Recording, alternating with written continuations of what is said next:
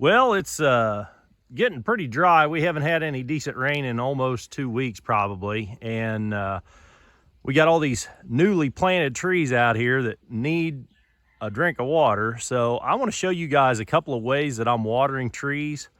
Now, this is sort of one setup out here. And then we've got another sort of system going on over here. And I want to talk about both of them. So we'll start with the most simplest system. So I've got a dozen trees planted over there. You can see the white buckets in the yard.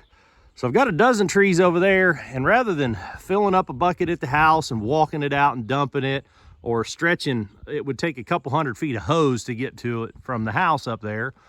I'm using an IBC tank that I just cut the top out of. I use this for, man, it's done a lot of different stuff. If you've seen it, you've probably seen it in other videos where it makes a really good fish tank when you're draining ponds and stuff. So I've used this for a few things around home here, and it works really good for this. Of course, you need something to pick up the tote with, and I'm using my tractor with the pallet forks. Now, the buckets that I have set up by those trees are about 4 gallons, 4.5, I think, but they hold about 4 gallons. So there's a dozen of them. So I put about 50 gallons in here, and it's graduated on the side. So, you know, it's easy to keep track of. I just pull it up here by the barn, run a hose from the spigot out here, and I filled up my tank. Okay, so here we are at the trees, and the buckets are kind of blowing around in the wind. It was really windy the last couple days. You can see that one blew about 10 feet away. So these buckets are just, they are 4.5 gallons, something like that. And I drilled holes. At first I drilled that tiny hole. You see that little hole there? And that's about, I want to say that's a 16th. And then what happens is you accumulate crud because these buckets sit out here, you know, in the spring, or excuse me, in the summer and fall. The buckets are just sitting outside here. So they get junk in them, and I don't get real carried away with, you know, cleaning them out. You know, normally I'll just pick them up, knock them on the ground. All the biggest stuff comes out. So that teeny tiny 16th hole, that's too small. So I stepped up. I think that next size was a 3/16, and that seems to work a lot better. So it's less liable to get plugged up with grass clippings, or you get a bug in there, or some algae growth or whatever. So I mark them very well, so I can just, you know, if that's laying in the yard, well, I can see that there's the arrow. That's where the hole's at. I just set it next to my tree. Make sure the arrow is sort of, or the hole is at the base of the tree. And now I'll get I'll do 2 at a time normally, or I'll walk around here and knock out all the dirt out of the buckets first.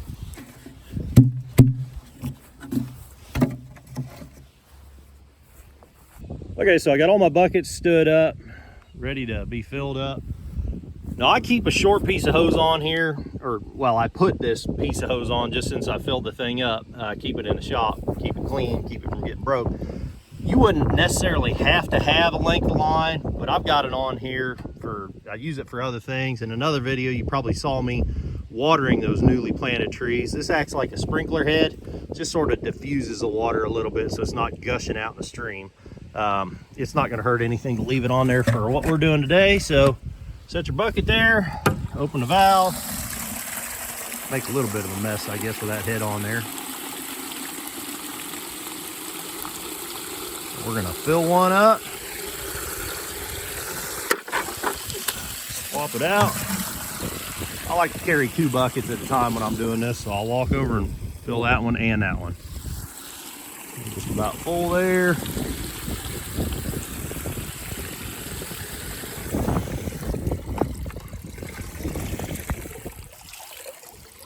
I'll do one at a time just to show you guys. See if I can do this with one hand. And then we're just gonna dump it in there.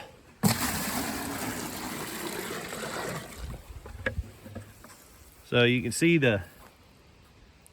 it's a fair little stream coming out of there, but it's more or less directed right at the tree. So it's gonna saturate this whole area, and it'll take that bucket, oh, I don't know, half hour or so to empty out, which will give the ground time to absorb the water. So it's not just like dumping 5 gallons on the ground and letting it run off immediately.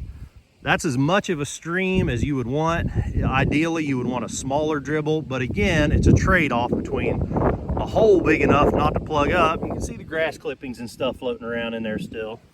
So you need a hole big enough so it doesn't plug up, but small enough to do the job. And like I said, I think that's 3/16 and that works well. So I'm gonna go ahead and there are 6 trees in this little area, and then there are another 6 trees down over the hill on the other side. So I just parked my tank right there, sort of in the middle, and then I don't have to walk far, and this works way better than dragging a hose or carrying buckets of water. Or there for a while I did buckets on the back of my golf cart, 2 buckets at a time. Just takes forever. So take advantage of the equipment if you got it. It'll make your life a whole lot easier. Let's go check out that other setup. I'll show you what we're doing out there. Let's talk about this drip irrigation system. Now this system is sort of a leftover from a setup that my parents had some years ago. They raised quite a few pumpkins for a couple of years, and the pumpkins were laid in under black plastic mulch. You know, you've probably seen those in other videos, or you might have seen them on vegetable gardens where it's you know, just a line of plastic down through a field. And that's what this drip tape really works best for. That's kind of what it's designed for. But it also works for these trees, and it's probably not the best system, but like I said, Mom and Dad had this sort of left over from an old project, so it was on hand, and use what you got on hand, because that's generally the cheapest way to go about it. So we start with a spigot. This is just a regular, you know, regular garden hydrant, and you run a garden hose to the filter setup. So this has a stainless steel screen filter. So you can back flush it, that's that valve there, but you want to run it through the filter depending on where you're pulling your water. Now, I'm on a city water municipal supply here, so it's clean water coming through there, so I probably don't need that filter, but we're going to use it because we got it. Now, if you're pulling out of a pond or something like that to do your watering, you definitely need a filter. So we can come up the line here, and then we come to the regulator, and you can see that regulator says 12. That regulator is a fixed regulator, so you can't adjust the pressure, but it comes down from the city pressure, which is about, we've got really good pressure here. It's like 50 or 60 PSI. And that drops it down to 12 PSI. And you need that regulator on there for the system to function properly, or you start blowing stuff apart. When we come up here, and here's the gauge, and we can see that the gauge is reading right at 12, which is what it's supposed to be doing. So that gauge is tied in with a little nipple. Very simple, and it's leaking, but that's okay, not a big deal. Everything out here could use a drink. So a little bit of drips or leaks is not a big problem. We then follow the line out, and you come to the valves. Now these valves, there's a punch tool that depending on the size of the valve you're using, there's a punch tool. It's a hollow punch handheld tool, and it's real easy to use. You just poke it into this poly line, and the valves have a O-ring that seals, so they actually seal pretty well on that black plastic pipe. You just punch that hole and stab that valve in there, and then it's a compression fit for the drip tape, and that drip tape has a hole, I think it's every 12 inches. So we're wasting out here in the middle where we really don't need to water. But then again, if you recall, check back my other videos, when we planted this, all these trees, we also planted a good bit of grass and clover out here. So it's really not wasted water when we're using it to water the ground cover. The grass and clover could use a drink also. So when you look at it like that, you're really not wasting between the trees, but it's not as efficient probably as it could be. So then everywhere we need a line, we just run another valve out. And some of them are a little bit leaky. You see that compression fit on that tape side is not as good as it could be. And this plug, so they make plugs that, again, this was a reused line. This whole line was reused. You generally don't reuse the tape, but you can reuse the hard line. And at some other point, this line would have had a valve right there. Well, they sell these little plugs, but they don't have any sort of O-ring or gasket on them. So they're prone to leaking, which again is not a big problem. I mean, the idea is to put water down on the ground. So, you know, that little tree is going to be able to take advantage of that leak. So I'm not worried about it. that is a problem that I should probably address.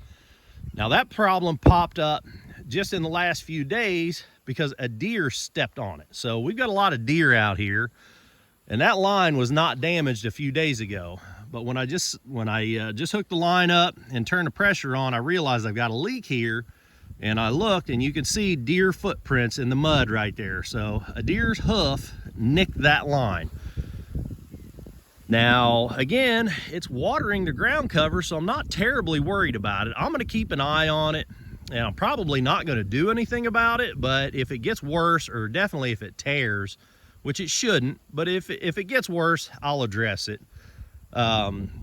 So then we just continue on down, and we're weaving the line around each tree. That helps to hold it in place. When it gets windy, that tape, when you're not using it, because I'm only running this I'm really only going to run it maybe once a week or so. So when I'm not running it, that tape is very light and sort of flimsy, and the wind will blow it around. So you either need to stake it down or do what we did here and weave it around the trees. So again, another little bit of a leak here, no big deal. Come out to the end here, and it's just got a plug on the end, and we can use this, you know, at some point. Maybe we want to extend this. We can extend it, just pop that plug out. So that's as simple as that is. Let me take you down to the end of the row here, and I'll show you how we sort of stop at the end of the line. So as I'm walking down the line here, I'm looking, I notice all these hoof prints. Again, you know, the deer are just gonna, there's nothing we can do to stop the deer from being out here. And we don't really want to, but we're just gonna have to keep an eye on our lines. You can see every about 12 inches, there's a little wet spot. And some of the little wet spots are just where you want them, and some of them are not quite as nice as, you know, it's not right up against it. Give that a little tap. So when I turn the system on, I just walk down here and I'm checking all the lines, making sure that, you know, nothing's blown out of whack. Just kind of give them a little kick if they're, you know, that one's okay, but just give them a little kick, put them where you want them.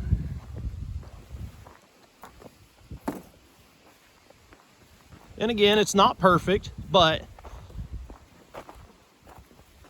you know, it's what we got on hand, and it works.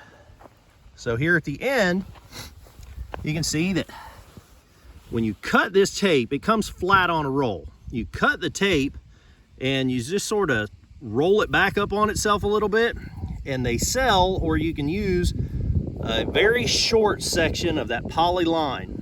You sort of roll that up and you slide that little piece of poly tube over it, and that kind of, it just sort of pinches off the end, like, you know, like pinching off a garden hose. And then we tied it very gently, just wrap the tape around and just sort of tied it in a knot to hold itself on that last tree. And that works really good. And you can see that last tree is getting a real good drink. So that's how this system works. You know, I considered doing a dropper lines, you know, running hard line, and then at every tree putting a dropper line, and which would be more efficient. You wouldn't lose as much water between the trees.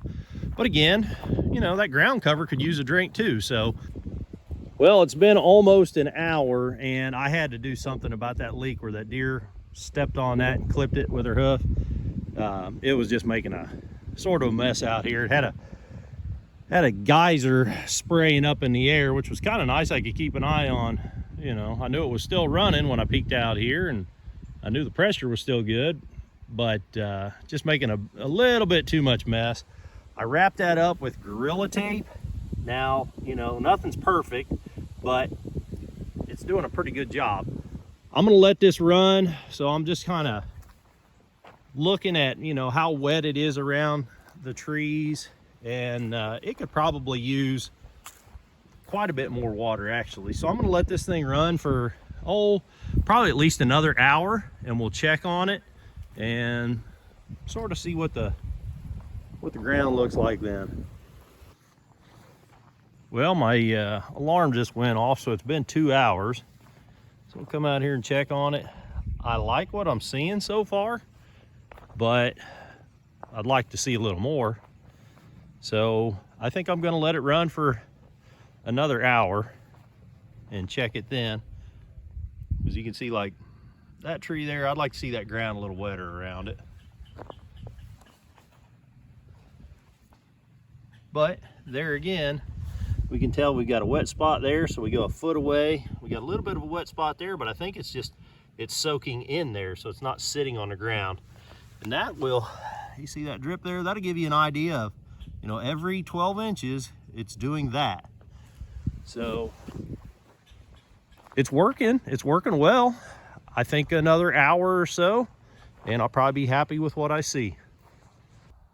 Well, it's been 3.5 hours, and I just shut off the water. You can kind of see the little bit of a mess up there, not too bad. I think the tree's got a pretty good drink. I might could do this every, I don't know, every few days if we don't get a rain.